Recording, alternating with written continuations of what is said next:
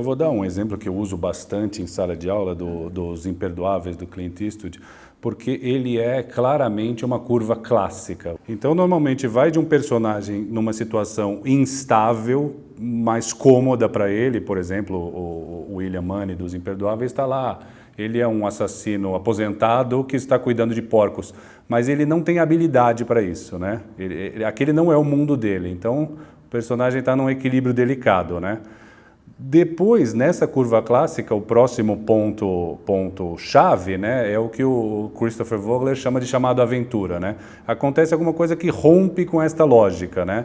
No caso lá dos Imperdoáveis, é a chegada de um forasteiro que vem chamar o Clint Eastwood para retornar à ativa e vingar uma prostituta num outro condado distante lá que foi agredida, né, barbaramente agredida.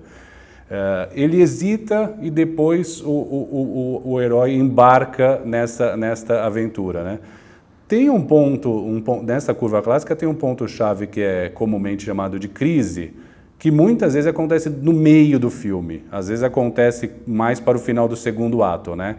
É uma situação decisiva, é uma situação que as forças do conflito estão no ápice naquele momento, estão se encontrando, mas ainda não há uma resolução à vista, né? Ou dizendo de outra maneira, o personagem fracassa naquela hora, ele perde, né? É o pior cenário possível sem muita solução. Nos Imperdoáveis, para manter o exemplo, é o primeiro embate entre o William Munny, o Clint Eastwood, e o pequeno Bill, que é o personagem de Gene Hackman. Naquela hora, o William Munny não quer voltar a beber, não quer resgatar aquele lado assassino dele. Portanto, na briga ele leva a pior e é uma típica situação de quase morte, né? Sendo assim, tem que acontecer alguma coisa num outro ponto de virada mais à frente que coloca o personagem numa situação chamada uma situação sem volta, né? Ele não tem mais como recuar de ir até o fim na sua missão, né? Lá na frente, o melhor amigo, o mentor, a pessoa que é alvo de toda a consideração do William Munny, que é o Morgan Freeman, é torturado e morto, né? Ele é chicoteado e tal pelo grupo do pequeno Bill, né? Aquilo torna impossível o recuo do herói. Então, no instante que ele fica sabendo disso, a cena é muito clara. Ele pega a garrafa de bebida lá, não sei qual é, toma, e estamos agora de volta com o lado violento dele aflorado completamente. E aí o ponto seguinte, que é o conhecido clímax, né, dessa curva, que é de novo o grande embate, só que dessa vez você tem uma resolução à vista, né? Dessa vez a tendência é o herói vencer ou a dramaturgia encontrar um novo ponto de equilíbrio, né? O William Munny, dessa vez briga contra o pequeno Bill e contra os capangas todos. Só que como ele voltou a ser o velho William Munny, ele tem um tiro perfeito, muita violência, então ele derruba tudo. E, por fim, um estágio final que é um novo ponto de equilíbrio, que é o que a gente pode chamar de resolução.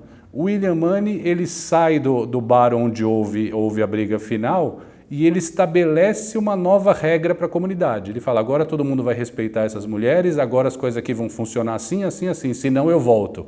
E ele mesmo, na vida pessoal dele, ele pega os filhos e consegue superar a morte da esposa, da qual ele se sentia culpado, né? Ele consegue redenção por essa culpa e segue a vida dele adiante. Quer dizer, essa resolução nessa curva clássica é um novo ponto de equilíbrio que o personagem, o protagonista, agora pode seguir adiante. Essa estrutura clássica se baseia na divisão em 3 atos, né? Então, a exposição pode ocupar umas páginas, a chamada aventura normalmente ainda é dentro do primeiro ato. A crise, ela é às vezes no meio do segundo ato, às vezes no final do segundo ato. Ela é a estrutura clássica, ela tem bastante harmonia, né? Ela tem bastante precisão entre os elementos. Quando ela é no meio do filme, o final do segundo ato corresponde ao momento que eu citei do ponto sem volta.